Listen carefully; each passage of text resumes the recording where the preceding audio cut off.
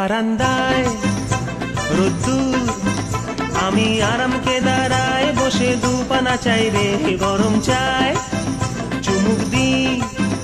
আমি খবরের কাগজ নিয়ে বসে পাতা উল্টাই রে, কলিং এর ঘন্টা শুনে ছুটে গিয়ে দরজা খুলি, কলিং এর ঘন্টা শুনে ছুটে গিয়ে দরজা খুলি। দারোয়ান দাঁড়ায় এসে তোমার কথা নাই।